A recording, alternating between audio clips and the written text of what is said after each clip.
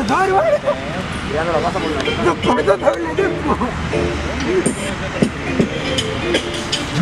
Ya, mano. Parte de la cara. No, dale, ¿cuánto pasa? Son 8, 4, a los 4 yo le hago un pausa. Y se lo damos en 3, 2, 1. A esta huevonao yo le digo fuck you, porque esta es la final, la cosa me pone en una trampa, pero es una rampa de parkour. Para hablar en inglés, Perkins, entré yo y dijiste hey shit. De repente. Bacán, es inglés que te enseñaron al colegio el desayuno, pero al lado de un inglés te diría que es B1. Sí, es B1 o quizás al F4 porque desinstala, ya te ganó el tacato. Oh, bacán hermano, claro que sí, tú eres WinRAR en el teclado, porque tengo que pagarte para suprimir. No, no soy WinRAR, o quizás sí, porque soy regalado.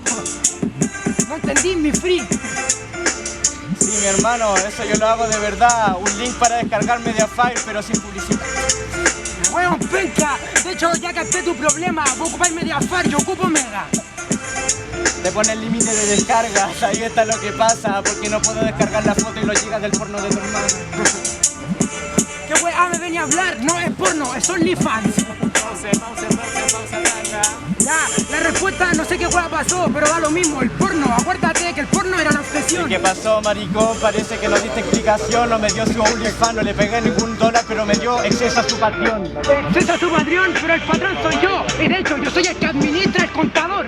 El que administra el contador, pero es una mala persona. Es el patrón cabrón, pero ahora no soy Facundo, pero soy Carmona. Ah, la wea penca, te lo voy a decir en la instrumental.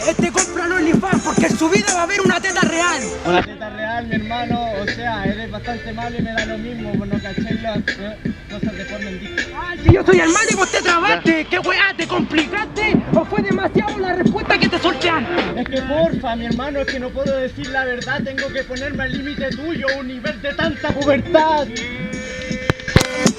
Pubertad, tengo 18. Bueno, Bolito, la decisión del jurado va a la cuenta de 3, 2, 1. Se la lleva a ganar, hermano.